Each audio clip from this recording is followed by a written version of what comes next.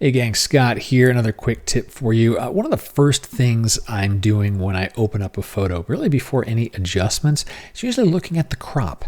And in particular, when I've captured a photo because of a certain feature of a landscape in my case, or whatever the subject might be, because I want to make sure that's going to come through in the photo. And if I can't get the composition refined correctly, then all the editing in the world, it's only going to take you so far. So let's have a quick look here, this photo here. And when I captured this photo, what I was really drawn to was just the nice gentle slopes that the snow-covered hills are making. So there's this primary one, which is kind of along the upper third, just gently kind of, dips down and kind of comes up, reminds me of an S-curve. A lot of things remind me of S-curves. I've got a secondary slope here, but then there's some counterbalance with the shadowed evergreens here versus these more, I'm not sure what kind of trees these are, maybe aspens without their leaves, all kind of like interspersing there. And some nice, play back and forth between, darker evergreens and these brighter, lighter brown.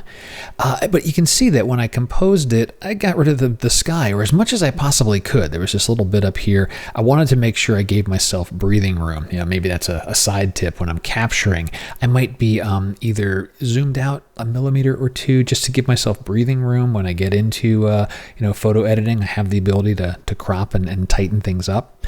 But that's really what this is all about. Again, any software package you got a crop tool, you're going to want to use it. And for me, I want to get this upper part of the photo done. So I'm hitting the crop tool, and let me change the the crop ratio to 16:9, because it's going to serve this better. And I'm hitting the L key to go into lights out mode. Now I know I want to focus on the upper part of the photo. I don't want the sky. And so let's just get the sky out of the way.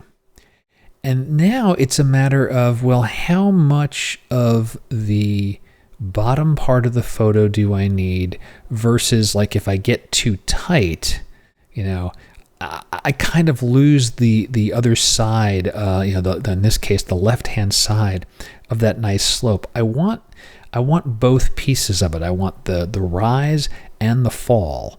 And, so I'm kind of doing this here, maybe up a little bit more, maybe down. I'm feeling like I'm settling out around here.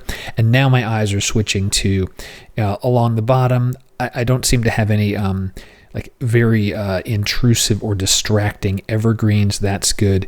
And there's even a little bit of this kind of stuff up here. Maybe nudge that in ever so slightly. One of the things they did introduce in Lightroom recently was being able to zoom when you crop, so I can refine that there. And something like that. So really this is going to be a much stronger starting position for working on this photo. And now I'm going to go off and start editing it. And depending on how that edit goes, maybe I'll come back with another video. You'll see this photo again, and it's closer to final form.